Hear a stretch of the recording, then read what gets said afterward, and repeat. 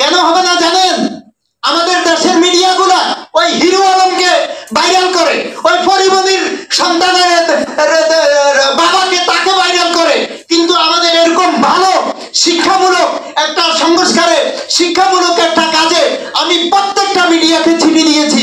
বৃহস্পতিবারে প্রত্যেকটা মিডিয়াতে আমি গিয়েছি, এই বৃষ্টিতে ভিজে ভিজে আমি নিজে চিঠি নিয়ে গেছি। আমাদের কয়টা মিডিয়া আসছে দেখেন। ভালো কোত্থেকে হবে? ভালো কিছু কোত্থেকে আশা করব আমরা? কারণ আমাদের মূলই তো নষ্ট হয়ে গেছে, আমাদের মূলটাই তো ঠিক নাই। আমরা কোনটা আগরতলা আর কোনটা অগিরতলা সেটাই তো আমরা চিনি না। তাহলে ভালো জিনিস আমরা পাবো কোত্থেকে? ভালো জিনিস আমরা আশা করবো কোত্থেকে?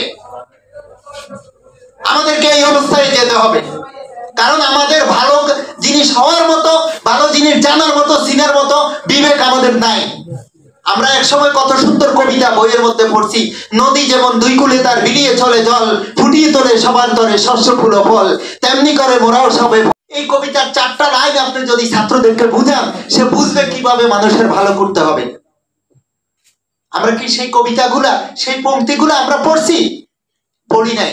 আমরা স্বাধীনতার সুখ পড়েছি, চিরসুখী জন ভ্রমে কি কথা অখন ব্যথিত বেদন বুঝিতে পারে, কি যাতনা বিষে বুঝিবে সে কবু আসে বিষে ধ্বংসে নিজারে। সেই ধরনের কবিতাগুলা কি আজকে আমাদের মধ্যে আছে? আমাদের সন্তানদের মধ্যে আছে? তারা উজ্জীবিত হবে কোত্থেকে? আমরা ভালো কাজগুলা করে যাচ্ছি, আমাদের হাইলাইটে আসার দরকার নাই, আমাদেরকে মিডিয়া ভাইরাল করার দরকার নাই, আমরা আমাদের কাজ করে যাব। আমরা আপনারা যারা 90-এর দশকে ইন্টার পাস করেছেন, তারা প্যাট্রিয়ট একটা কবিতা পড়েছেন।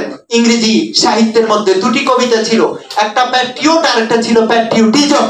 সে প্যাট্রিয়ট কবিতায় কবি রবার্ট ব্রাউনিং এর, উনি যখন ইটালি শহরের জন্য অনেক ভালো কিছু করেছেন, 1 বছর আগে সবাই ওনাকে ফুলের মালা দিয়ে অভিনন্দন করে ওনাকে স্বাগত জানিয়েছে, আন্তরিক অভিনন্দন জানিয়েছে।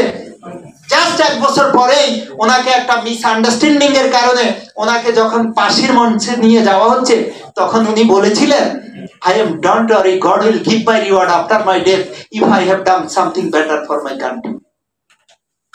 কারণ যারা দেশের জন্য, রাষ্ট্রের জন্য কাজ করতে চায়, সত্যিকারে আজকে নিজের পকেটের টাকা দিয়ে, নিজের শ্রম, নিজের মেধা, নিজের অস্তিত্ব বিলীন করে আজকে এখানে আপনাদেরকে ডেকেছি এই জাতির জন্য, আমার অনাগত ভবিষ্যৎ সন্তানের জন্য যেন ভালো একটা কিছু হয়।